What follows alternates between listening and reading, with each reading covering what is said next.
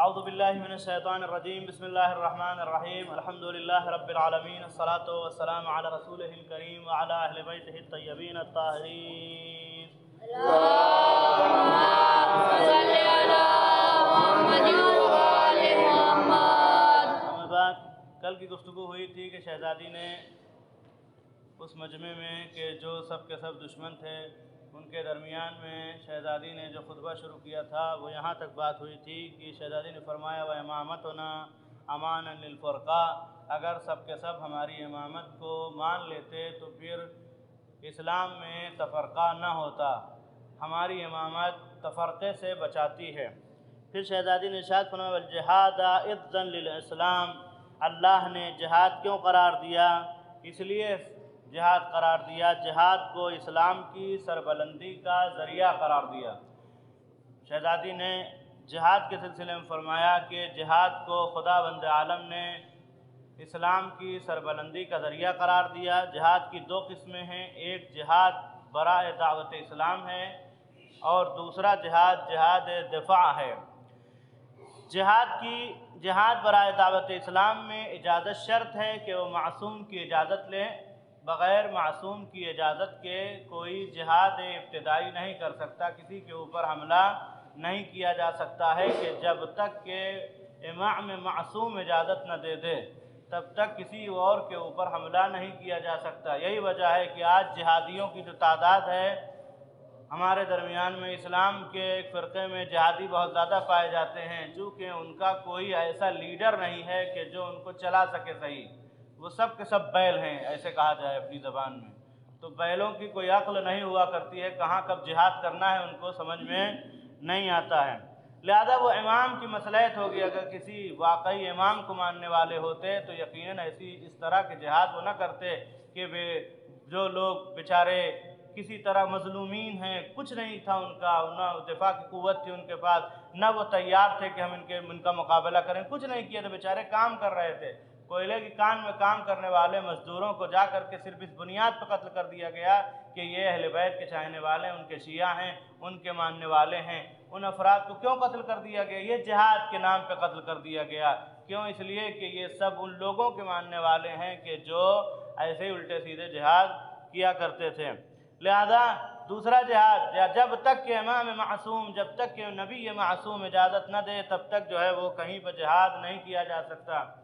لہذا جب وہ مسئلہ سمجھتا ہے معصوم تب اجازت دیتا ہے کہ یہاں پہ چل کے جہاد کیا جائے۔ دوسرا جہاد دفاع کہتے ہیں کہ جہاں اجازت کی کوئی ضرورت نہیں ہوا کرتی ہے، کہ جب کبھی بھی کسی ملک اسلامی پر یا کسی مومن کے اوپر، کسی مسلمان کے اوپر کوئی دوسرا آ کر کے حملہ کرے تو اس کا دفاع واجب ہے، وہاں اجازت کی کوئی ضرورت نہیں ہوا کرتی ہے۔ حضرت علی علیہ السلام نے ارشاد فرمایا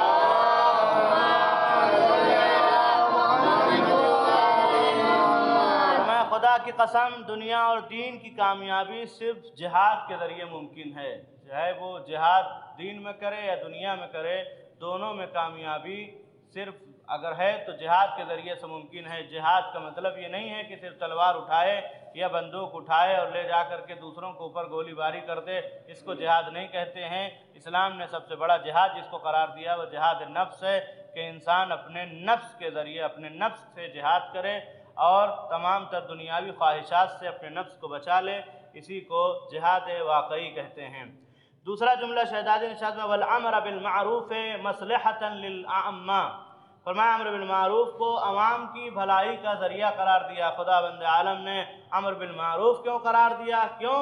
اس لیے کہ اس کے ذریعے سے عوام کی بھلائی ہوتی ہے، عوام کی بھلائی کے لیے خداوند عالم نے امر بالمعروف قرار دیا ہے۔ امر بالمعروف و نہی عن المنکر اصلاح معاشرہ کے لیے اسلام کا ایک ذرّی اصول ہے، جس پر عمل پیرا ہونے کی صورت میں ایک متوازن سوچ کا حامل باشعور معاشرہ وجود میں آتا ہے، جس میں مطلب کیا ہے؟ جب امر بالمعروف ہوا کرتا ہے تو انسان کے اندر شعور پیدا ہو جاتا ہے، ہر ایک کی برائی کو نہ تو خود دیکھ سکتا ہے نہ تو برائی خود کرے گا۔ امر بالمعروف کسے کہتے ہیں؟ امر بالمعروف یعنی لوگوں کو نیکیوں کی طرف دعوت دینا۔ نیکیوں کی طرف دعوت کون دے سکتا ہے؟ وہی دے سکتا ہے کہ جو خود نیکی کرتا ہو۔ جب تک وہ نیکی نہیں کرتا ہے تب تک دوسروں کو دعوت نہیں دے سکتا۔ لہذا جب امر بالمعروف کرنے کی پہلی شرط یہ ہے کہ خود بخود اس پہ عمل کرتا ہو۔ हम नमाज नहीं पढ़ते, दूसरों को कैसे कहें तुम नमाज पढ़ा करो? हम रोज़ा नहीं रखते, किसी को कैसे कह सकते कि तुम रोज़ा रखा करो? नहीं, जब तक कि उस पे अमल पैगम्बर अकरम सल्लल्लाहु अलैहि वसल्लम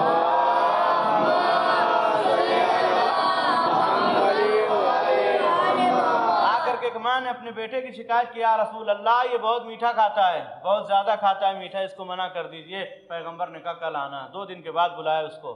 जब 2 दिन के बाद आया तब उससे कहा कि मीठा कम खाया करो, शहद मत खाया करो ज़्यादा, या जो भी था उसको मना किया। उसने पूछा या रसूल अल्लाह आपके पास हम 2 दिन पहले आए थे, तब आपने जो है मना नहीं किया था। तो पैगम्बर ने मुस्कुरा के कहा हम खुद मीठे के बहुत शौकीन हैं, हम इतना खाते थे, लिहाजा हमने उसको मना इसलिए नहीं किया कि हम खुद खाते थे। जब हमने 2 दिनों तक अपने आप को रोक लिया उस चीज़ से, और उसको रोकने के बाद हमने उसको हाथ नहीं लगाया, तब मैं इस काबिल हुआ कि इसको कह दूं कि तुम न खाया करो। लिहाजा इंसान सबसे पहले खुद जो है वो जब अमर बिल मारूफ अमल करे, इसका क्या मतलब होगा, इसका फ़ायदा क्या होगा? फ़ायदा ये होगा कि जिसमें किसी जालिम को जुल्म करने का मौका नहीं मिल पाएगा। जब एक दूसरे को लोग समझ रहे होंगे, जब एक दूसरे के हुक्म पर अमल, एक दूसरे के कहने पर अमल कर रहे होंगे, एक दूसरे की बात को समझ रहे होंगे, तो कोई तीसरा उनके दरमियान में नहीं आ सकता है कि वो आ जाए। यकीनन हम अपने मुआशरे के दरमियान में जब एक दूसरे से बेहतरीन मुसालहत के साथ रह रहे होंगे, हम किसी को मना करते होंगे, वो हमारी बात मान रहा होगा, वो हमको किसी बुराई से रोक रहा होगा, हम उसकी बात मान रहे होंगे, यकीनन किसी तीसरे को ये मौका नहीं मिलेगा। और बाशऊर मुआशरा किसी भी जालिम को ऐसा करने की इजाज़त नहीं देगा कि तुम आओ और हमारे यहाँ आकर के हमारे ऊपर जुल्म सितम करो, जो चाहे वो कर लो। लेकिन जहाँ पर तारीख और शूर से खाली मुआशरा है, वहाँ हर किस्म के जालिम और बेहुदा कौमों के लिए खुली छूट मिल जाती है। वो आराम से आते हैं। जैसा हिंदुस्तान का माहौल आप देख लीजिए कि जहाँ पर इंसान के यहाँ शऊर नहीं होता है, जहाँ पर इंसान के यहाँ दिमाग में इतनी क़ुव्वत नहीं होती कि वो अच्छाई और बुराई को समझ सके, तो उसके साथ क्या होता है, कौम और उसके झगड़े में, मजहब के झगड़े में लोगों को ला करके खड़ा कर दिया जाता है। उसके बाद फिर तीसरा आदमी उनसे फ़ायदा उठाया करता है। आज हिंदुस्तान का माहौल यही है। अगर अमर बिल मारूफ और नही अनिल मुनकर इनके दरमियान में होता तो यकीनन कोई तीसरा का ऐसी हुकूमत न कर लेता। सिर्फ एक जहती होती तो कोई कानून पास नहीं हो सकता है। आज देख लीजिए आपके किसान आकर के बॉर्डर बैठे हुए हैं, लेकिन अभी तक कुछ नहीं हो पा रहा है। वो कह रहे जब तक के कानून नहीं हटेगा तब तक हम नहीं जाएंगे। क्या मतलब है? ये एक जहती है। जब तक एक जहती है, कोई बड़ा से बड़ा हाकिम हो, वो उस आवाम से डरता है कि जिनके यहाँ एकता पाई जाती है। और सबसे यहूदियों की सबसे बड़ी पॉलिसी यही है कि अगर हुकूमत करना है किसी के ऊपर तो आपस में तफरका डाल दो इनके दरमियान में। ये यहूदियों की बहुत बड़ी पॉलिसी है। यही वजह आज शिया सुन्नी के दरमियान में झगड़े क्यों होते हैं। शियों के दरमियान में से कुछ लोगों को चुनते हैं वो और उनको पैसे देते हैं कि तुम सुन्नियों के खिलाफ बोलो। सुन्नियों के दरमियान में से कुछ लोगों को ले आते हैं, उनको फिर पैसे देते हैं, तो उनके दरमियान में जो है वो जाकर कर ज़ाहिर घोलो। ये यहूदी ताकतें होती। जब तक इन सबको तोड़ नहीं दोगे तब तक कोई किसी के ऊपर हुकूमत करना मुमकिन नहीं है। लिहाजा जब इंसान एक दूसरे मुआशरे के में बेहतरीन हालात और माहौल हुआ करते हैं तो फिर ऐसी सूरत में कोई तीसरा आकर के हाकिम नहीं बन सकता है। और जब इंसान के यहाँ ये शऊर से खाली होता है, दिमाग में सोचने की क़ुव्वत ख़त्म हो जाती है, तो कोई भी आकर के उनके ऊपर हुकूमत कर सकता है। आप बेहतरीन मिसाल आपके लिए अगर तारीख़ इस्लाम से चाहते हैं तो आप शाम की मिसाल ले लीजिए कि जहाँ शऊर से इतना खाली थे, वो इतना खाली थे, शामी शऊर से इतना खाली थे कि उनके ऊपर माविया जैसा बदबख्त इंसान मुसल्लत था और उसकी हुकूमत को तस्लीम करते थे। वो जैसा कहता था कि जब मौला का चाहने वाला वहाँ पहुँचा तो उसने माविया ने कहा तुम्हें क्या पता, ये क्या जाने कि ऊँट और ऊँटनी में क्या फ़र्क होता है, तुम उनको मसाइल दीनी समझाओगे। हमने इनके दिमाग को इस तरह से अपनी तरफ खींच लिया है कि जितना हम कहते हैं। यही वजह है कि जब हुक्म दिया कि कद्दू की कुर्बानी करो तो वो बदबख्त, वो बदअक्ल शामी कद्दू को भी पहले कुर्बान करते थे, फिर जाकर के उसको खाते थे। लिहाजा आप सोचें कि जब इंसान के दरमियान में दिमागी कमी हो जाती है और एक दूसरे की बात नहीं सुनते हैं तो उनके ऊपर कोई भी मुसल्लत होता है। पैगम्बर अकरम सल्लल्लाहु अलैहि वसल्लम ने फरमाया क्या होगा अगर तुम अम्र बिल मारूफ और नही अनिल मुनकर को छोड़ दोगे।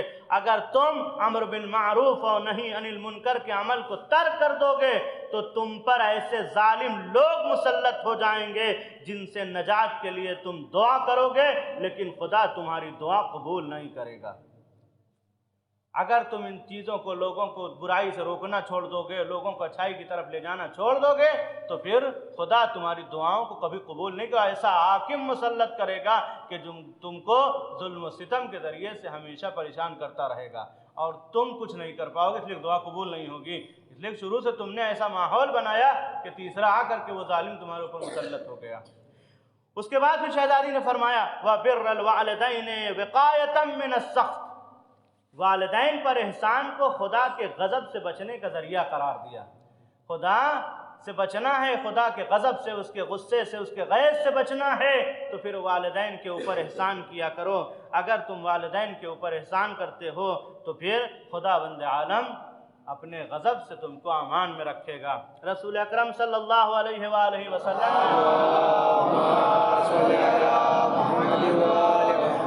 फरमाया जिसने वालिदैन को नाराज़ किया उसने अल्लाह को नाराज़ किया, जिसने वालिदैन को गुस्सा दिलाया उसने गोया खुदा को गुस्सा दिलाया। लिहाजा शहजादी ने फरमाया बेहतरीन, अगर खुतबा सिर्फ शहजादी का समझ लिया जाए तो एक बेहतरीन मुआशरा तश्कील पा सकता है, इंसान की ज़िंदगी बेहतरीन ज़िंदगी करार पा सकती है। क्या फरमाया कि अगर खुदा वालिदैन से अगर कोई नाराज़ होता है, उसके वालिदैन उससे नाराज़ होते हैं तो खुदा उससे नाराज़ हो जाता है, और जो वालिदैन को गुस्सा दिलाता है खुदा भी उससे गुस्से में आ जाता है, तरस में वो खुदा को गुस्सा दिलाता है। उसके बाद फरमाया शहजादी वसीलतुल अरहाम मिन मातन फिल उम्र व मिन मातन लिल अदद, सिले रहम को उम्र की ज़्यादती और अफराद की कसरत का ज़रिया करार दिया। मैं इस हदीस को सुनाता रहता था, आप सुनते थे कि सिले रहम करने से दो चीज़ें, एक तो माशरा जो है वो बढ़ता है और एक दूसरे के दरमियान में मोहब्बत पैदा होती है, और बेहतरीन वहाँ से शहर आबाद हो जाते हैं, उम्रें बढ़ जाती हैं, इंसान की उम्र जो है वो सिले रहम के ज़रिए से बढ़ जाती है। जैसा कि सूरह निसा में इरशाद हो रहा है, और अल्लाह का खौफ करो जिसका नाम लेकर एक दूसरे से सवाल करते हो, और अपने क़राबतदारों के बारे में खुदा से डरते रहो। यानी कभी भी किसी को इस तरह से किसी भी रिश्तेदार को छोड़ना जायज़ नहीं है। जब हमेशा जो है वो कोशिश करनी चाहिए कि एक दूसरे से सिले रहम को बरकरार रखे। सिलु अरहामकुम वलो बिस्सलाम, सिले रहम का बेहतरीन ज़रिया क्या है कि एक दूसरे से सलाम के ज़रिए से सिले रहम को बाकी रखे, एक दूसरे से सलाम के ज़रिए से ही कम से कम सिले रहम को बाकी रखे। वल क़िसास हिक़्नन लिद्दिमा, क़िसास क्यों करार दिया? क़िसास को खूनरेज़ी रोकने का ज़रिया करार दिया। जैसा कि सूरह बकरा में इरशाद हो रहा है वलकुम फिल क़िसास हयातुन या उलिल अलबाब, ऐ साहिबान अक्ल तुम्हारे लिए क़िसास में ज़िंदगी है। आज जो ये कत्ल हुआ है पाकिस्तान में, जो कत्ल हुआ या दूसरी जगहों पे जो कत्ल हो जाता है, अगर क़िसास का कानून होता तो कोई भी इंसान कभी किसी दूसरे को कत्ल न करता। क़िसास का कानून क्या था? तुमने कत्ल किया, कत्ल बिल कत्ल, क़िसास का कानून यही है, तुमने अगर किसी को कत्ल किया है तो तुमको कत्ल किया जाएगा। चलो आओ, अगर तुमने किसी को मारा है तो तुमको भी छोड़ा नहीं जाएगा, तुमको भी कत्ल किया जाएगा। जब ये कानून नाफिज हो जाता तो एक इंसान डरता इस्लाम के कानून। अल्लाह ने जितने कवानीन करार दिए हैं इस्लाम में, वो तमाम तर कवानीन एक बेहतरीन ज़िंदगी के लिए है कि इंसान अगर इस्लाम के कवानीन पर अमल करे तो यकीनन बेहतरीन ज़िंदगी गुजार सकता है दुनिया में। दूसरे को कत्ल करेगा, बताएगा कि हमने किसी को कत्ल किया तो हमको कत्ल किया जाएगा, हमने किसी को मारा तो हमको मारा जाएगा, हमने किसी को सताया तो हमको सताया जाएगा। लिहाजा अगर इससे डरता होता तो यकीनन इस कानून से, ये जो कानून क़िसास का है, इसलिए इससे कत्ल गारत को रोका जा सकता है। अगर पाकिस्तान में ये कानून होता कि तुमने जो इतनी किलिंग होती, कितना मारा जाए शियों को, खास करके वो ढूंढते हैं बड़े बड़े लोगों को, शियों के बेहतरीन डॉक्टर्स को ढूंढते हैं, जो भी इंजीनियर्स को ढूंढते हैं, जो भी बड़े ओहदों पे होते हैं उनको ढूंढ कर कत्ल किया जाता है। बेहतरीन खतीब को, बेहतरीन खुतबा और जाकिरीन कत्ल कर दिया जाता है। अगर आज वहाँ भी ये कानून होता कि जिसने कत्ल किया है उसको कत्ल कर दिया जाता फ़ौरन, तो फिर कभी ऐसा ना होता, लोग डरते कि हम किसी को मारेंगे तो बच नहीं सकते हैं। उसके बाद फरमाया व तौफ़ीयतल मकाइल वल मवाज़ीन तग़य्युरन लिल बख्स, फरमाया पूरे नाप तोल के हुक्म को कम फरोशी से बचने का ज़रिया करार दिया, ताकि इंसान एक दूसरे से जब मुआमला करे तो मामले में किसी को कम न दे, किसी से कम ज़्यादा न ले मसलन, या किसी से जो है वो पैसे में कमी ज़्यादती न करे, इंसान बराबर का हिसाब रखे, तो फिर ऐसे क्या होगा, एक बेहतरीन मुआशरा तश्कील पा सकता है। फिर फरमाया व नहा अनिश शुर्बिल ख़म्र तंज़ीहन अनिर रिज्स, शराब को इसलिए मना किया ताकि तुम आलूदगी से बचे रहो। शराब को खुदावंद आलम ने इसलिए मना किया ताकि तुम नजासात से महफूज रहो। शराब यकीनन ऐसी नजिस चीज़ है शराब की इंसान सबसे पहले उसके अक्ल को ज़ायल कर देती है। जैसे ही शराब उसके बदन में पहुंची और उसके मैदे में शराब ने जा करके असर शुरू किया तो सबसे पहले दिमाग को ज़ायल करती है, और जैसे दिमाग को ज़ायल किया तो आप देखें क्या हालात उनके होते हैं। खुदा ने शराब को इसलिए मना किया ताकि तुम उससे रिज़्क़ से महफूज रहो, रिज़्क़ से ज़ाहिरी और बातिनी दोनों से महफूज रहो। शराब पीने के बाद इंसान नाली में गिरा है, कभी नाले में गिरा है, कभी कहीं गिरा है, कभी कहाँ है, किस तरह से इंसान होता है वो उसको खुद खबर नहीं होती है। लिहाजा खुदा ने क्यों, इंसान एक इज़्ज़तदार मखलूक है, लिहाजा अल्लाह ने चाहा कि उसके यहाँ कोई ऐसा अमल न होने पाए कि जिससे उसको ज़लील होना पड़े, उसकी बेइज्जती हो रही। लिहाजा शराब क्या है, जैसे शराब पीता इंसान फिर वो जो है वो क्या होता है, उसके हालात कैसे होते हैं, कभी नाली में गिरा है, कभी कहीं गिरा है, कभी कीचड़ से खेलता है, क्या क्या नहीं करता है वो। लिहाजा खुदा ने शराब को क्यों मना किया? शहजादी ने फरमाया इसलिए मना किया है ताकि तुम आलूदगी से बचे रहो।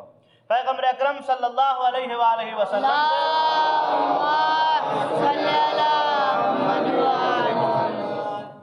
वसाइल में ये हदीस है कि 8 लोगों के ऊपर लानत की गई है। शराब के सिलसिले में 8 लोग ऐसे हैं कि जो खुदा की लानत के मुस्तहिक हैं।